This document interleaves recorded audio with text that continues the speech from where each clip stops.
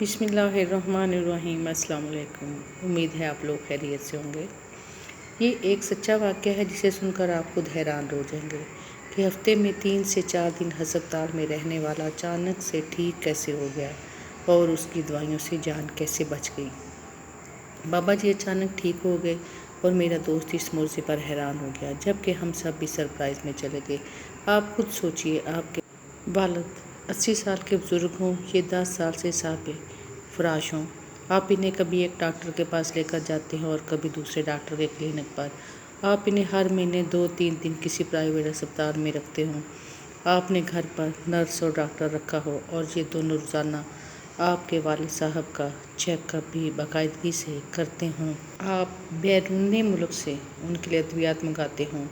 آپ اپنے والد سے بے انتہا محبت کرتے ہوں اور آپ انہیں کبھی تنہا نہ چھوڑتے ہوں، مگر آپ کے والد صاحب صحت یاب نہ ہو رہے ہوں، پھر جسم کے ایسے حصے میں درد کی شکایت کرتے ہوں اور کبھی دوسرے حصے میں، اور آپ ان کی وجہ سے ہمیشہ پریشان رہتے ہوں، لیکن پھر ایک دن وہ اچانک ٹھیک ہو جاتے ہوں۔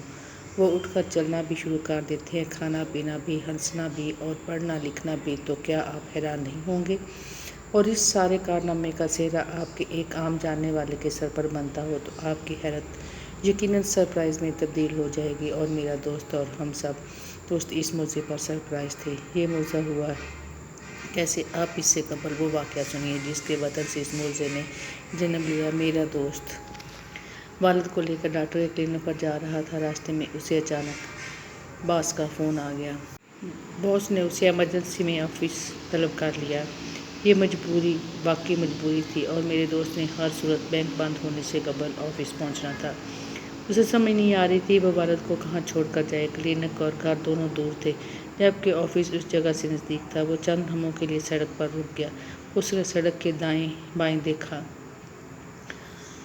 پلازوں کی طرف دیکھا۔ اسے اچانک یاد آیا یہ اس کے ایک جاننے والے کا دفتر ہے۔ اس نے فون پر اس سے رابطہ کیا۔ اس کا جاننے والا اس وقت دفتر میں موجود تھا۔ اس نے اسے اپنی مجبوری بتائی، والد کو گاڑی سے اتارا، جاننے والے کے دفتر میں بٹھایا اور اس سے درخواست کی کہ آپ 1 گھنٹے کے لیے میرے والد کو اپنے پاس بٹھا لیں، میں آفس سے واپس آتا ہوں۔ اس کے جاننے والے نے کرسی کھینچ کر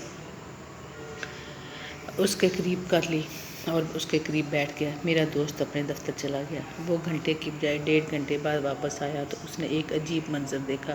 اس کے والد کمرے میں ٹہل رہے تھے اور قہقہے لگا رہے تھے، جبکہ اس کا جاننے والا کرسی پر آرام سے بیٹھ کر بابا جی کو دیکھ رہا تھا۔ دوست اس کا یہ کلپ پر حیران ہو گیا۔ اس نے جاننے والے کا شکریہ ادا کیا، والد کو ساتھ لیا اور کلینک چلا گیا۔ اس کے والد نے اسے راستے میں بتایا کہ تمہارا یہ دوست بہت اچھا ہے، میں کل اس سے دوبارہ ملنے آؤں گا۔ دوست نے یہ بات انسنی کر دی۔ اس نے ڈاکٹر سے معائنہ کروایا اور والد کو گھر لے گیا۔ والد کی وہ رات نسبتاً اچھی گزری۔ میرا دوست اگلے دن دفتر چلا گیا۔ وہ شام کو واپس آیا تو اس کی بیوی نے بتایا کہ ابا جی دوپہر کے وقت آپ کے اس دوست کے پاس چلے گئے تھے جن کے پاس آپ انہیں کل چھوڑ کر گئے تھے۔ دوست حیران ہوا مگر خاموش رہا۔ اگلے دن بابا جی دوبارہ وہاں چلے گئے اور یوں یہ معمول بن گیا۔ بابا جی وہاں جاتے، 2-3 گھنٹے وہاں گزارتے اور واپس آ جاتے۔ میرے دوست نے والد کے مزاج میں اس دوران بڑی تبدیلی دیکھی۔ اس کے والد خوش باش رہنے لگے، ان کی ادویات بھی چھوٹنے لگیں اور ڈاکٹروں کے پھیرے بھی کم ہو گئے، مگر دوست اس موضوع پر حیران تھا۔ وہ ایک دن شکریہ ادا کرنے کے لیے اپنے جاننے والے کے پاس چلا گیا۔ اس نے دوست کا شکریہ ادا کیا اور اس کے بعد پوچھا، تم نے میرے والد پر کیا جادو کیا ہے؟ یہ ہر وقت تمہاری تعریف کرتے رہتے ہیں، یہ خوش بھی بہت ہیں اور یہ صحت یاب بھی ہو رہے ہیں، تمہارے پاس کیا جادو ہے؟ میرے دوست کے دوست نے حیرت سے اس کی طرف دیکھا اور جواب دیا، جادو؟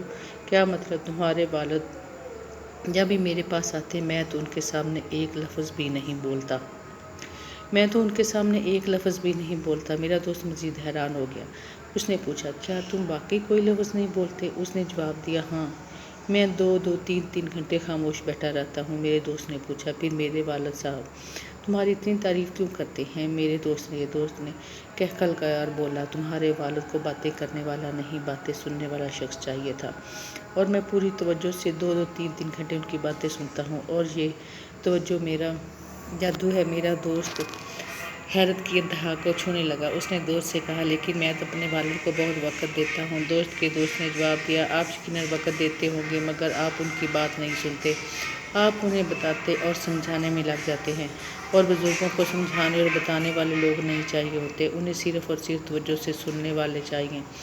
آپ کسی بزرگ کی بات توجہ سے سننا شروع کر دیں گے، وہ چند لمحوں میں آپ کا دوست بن جائے گا، اور آپ کسی بھی بزرگ کو سمجھانا شروع کر دو تو وہ چند لمحوں میں آپ سے اکتا جائے گا۔ میرا دوست اپنے دوست سے جادو کا یہ فارمولہ لے کر میرے پاس آیا۔ ہم نے یہ نسخہ مختلف دوستوں کے ساتھ شیئر کیا، ہم سب نے تجربہ کیا، اور 99% وہ نتائج حاصل ہوئے جن کا دعویٰ اس فلسفے کے بانی نے کیا تھا۔ ہم حیران رہ گئے۔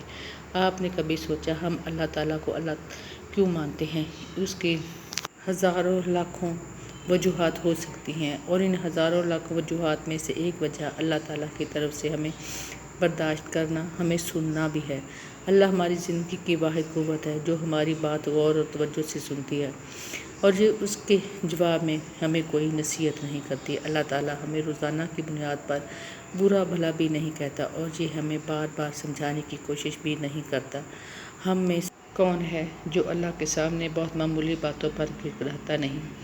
جو اللہ تعالیٰ کے سامنے ناانصافی، زیادتی، بے روزگاری، بیماری اور سماجی مسائل کا رونا نہیں روتا، اور اللہ تعالیٰ جواب میں اس کو خط لکھتا ہو، اس سے گفتگو کرتا ہو، یا پھر ٹیلی فون، فیکس یا ای میل کے ذریعے اس کے اعتراضات کے جواب دیتا ہو؟ اللہ تعالیٰ یا قدرت ہم سب کے اعتراضات، دعاؤں اور دلائل کے جواب میں مکمل خاموشی اختیار کرتی ہے، اور یہ خاموشی وہ مقناطیسی کشش ہے جو ہمارے دلوں کو قدرت یا اللہ تعالیٰ سے جوڑنے رکھتی ہے۔ ہم جب بھی اللہ تعالیٰ سے رابطہ کرتے ہیں، ہمیں پورا یقین ہوتا ہے کہ اللہ تعالیٰ ہماری پکار، ہماری بات پوری توجہ سے سن رہا ہے، اور یہ یقین ہم میں حوصلہ بھی پیدا کرتا ہے اور ہمت بھی۔ اللہ تعالیٰ کی یہ خاموشی اور اللہ تعالیٰ کی یہ توجہ خدا کے خدا ہونے کی دلیل ہے۔ توجہ اور خاموشی اللہ تعالیٰ کی سنت ہے، اور ہم میں سے جو شخص اس سنت پر عمل کرتا ہے اس کی ذات میں مقناطیسیت پیدا ہو جاتی ہے، اور یہ مقناطیسیت جادو کی طرح دوسروں پر اثر کرتی ہے۔ ہم سب پوری زندگی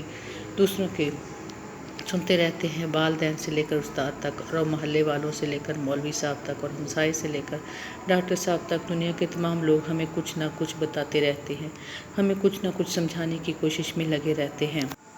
ہم یہ سب کچھ سن کر تنگ آ جاتے ہیں، اور پھر ہمارے دل میں ایک خوفناک خواہش سر اٹھاتی ہے، کاش کوئی ہماری بات بھی سن لے، کاش کوئی ہم پر بھی توجہ دے دے۔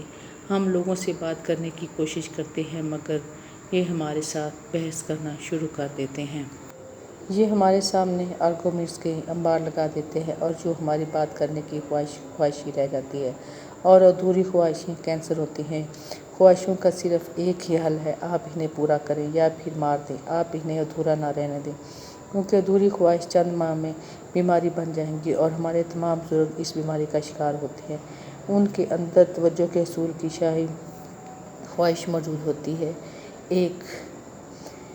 ایک کینسر جو ہمارے بزرگوں کو زندہ رہنے دیتا ہے اور نہ ہی آرام سے مرنے دیتا ہے۔ یہ جی جی کے مرتے ہیں اور مر مر کر جیتے ہیں، اور میری دوست کا دوست اس عارضے کو سمجھ گیا تھا، اس نے توجہ اور خاموشی کو اپنا ہنر بنا لیا۔ یہ حقیقت پر مبنی ایک سچا واقعہ ہے۔ آپ کے گھروں میں جو بزرگ ہیں، آپ ان کے لیے دوائیوں کے انبار لگا دیتے ہیں، مہنگے سے مہنگے ڈاکٹر کے پاس لے کر جاتے ہیں، مگر آپ نے کبھی یہ نہیں سوچا کہ ان کے بھی دل میں خواہشیں ہیں، یہ بھی کچھ کہنا چاہتے ہیں، یہ اپنی خواہشات کا اظہار کرنا چاہتے ہیں، کیونکہ جب بچے چھوٹے ہوتے ہیں تو والدین اپنی خواہشوں کو اپنے اندر ہی رہنے دیتے ہیں اور بچوں کی پرورش پر توجہ دیتے ہیں، اور بڑھاپے میں ان کی یہ خواہش ہوتی ہے کہ ہماری بھی کوئی سنیں، مگر اولاد کے پاس اتنا ٹائم نہیں ہوتا کہ وہ والدین کے پاس بیٹھ سکیں۔ اگر آپ کے گھروں میں بزرگ ہیں تو پلیز ان کا خیال رکھیے، ان پر توجہ دیں۔ دوائیاں ہی سب کچھ نہیں ہوتی، پیسہ ہی سب کچھ نہیں ہوتا، والدین کو بچوں کا پیار اور توجہ چاہیے ہوتی ہے، اس کے علاوہ وہ کچھ نہیں چاہتے۔ اپنا خیال رکھیے گا، فی امان اللہ۔